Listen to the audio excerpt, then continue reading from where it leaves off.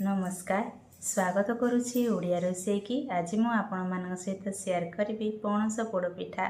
आशा करुच्ची आज रेसिपीटी आपण मानक भल लगे। जदि आम चैनल रे आपण माने नुआ ए पर्यंत सब्सक्राइब करना ताहले वीडियोटी को देखि लाइक करी सब्सक्राइब करदेवे। सब्सक्राइब कला परे बेल आइकन को प्रेस करी ऑल बटन रे क्लिक करदेवे।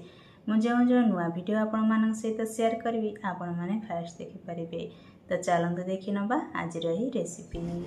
पणस पोड़ पिठा प्रस्तुत करने ये मुझे जाइए अरुआ चाउल गोटे कप, अधा कप नहीं जाइए बिरी, आउ ये 20 कोला पणसर मंजी बाहर कर नहीं, 1 इंच अदा, 4टा नहीं जाइए गुजराती।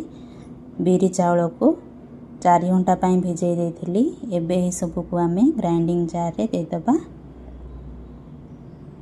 बिरी चाउल पणस अदा गुजराती सबको देकी हमें ग्राइंडिंग करनबा। बेठी ग्राइंडिंग कर नीचे एक जगह को बाहर करनबा।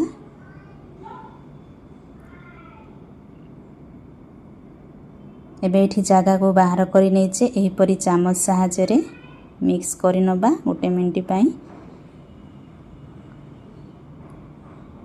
एबेठी हमें 4 रु 5 घंटा पई छाड़ी दबा। 4 रु 5 घंटा एबे हो जाइए। देदबा नड़िया गुड़ आउ अल्प लुण, आधा चामच बेकिंग पाउडर देदेले भल भाव मिक्स करनबा। जेहेतु बहलिया लगुच से आम ये अल्प पानी देदबा। बैटरटा ठीक से रेडी हो भल भाव मिक्स करदबा।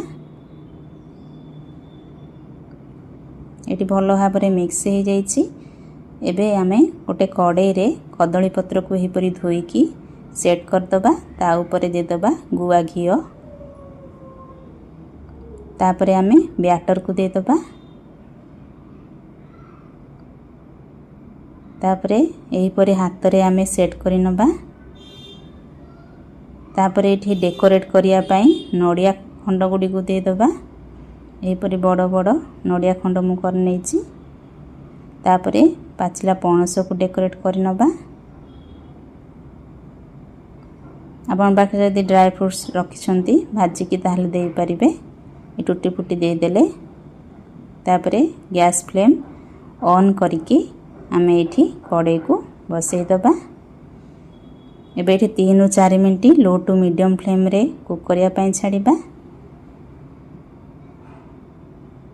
एठी कोणा थिला ताकू क्लोज करदेले तापरे लो फ्लेम रे 20 रु 25 मिनिट पई छाड़ीबा।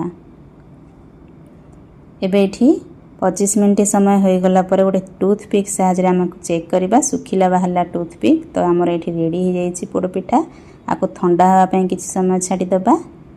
तापरे एठी प्लेट को बाहर कर नीचे रेडी हो जाइए हमर पणस पोड़ पिठा। भलसे हमर पोड़ीची तळपटु मध्य। तो चलतु यह आम कट करके देखा। देखु केते सुंदर आमर पणस पोड़ पिठा रेडी हो जाइए। तो निश्चित घर थे बनातु। रोची देखा नेक्स्ट वीडियो रे।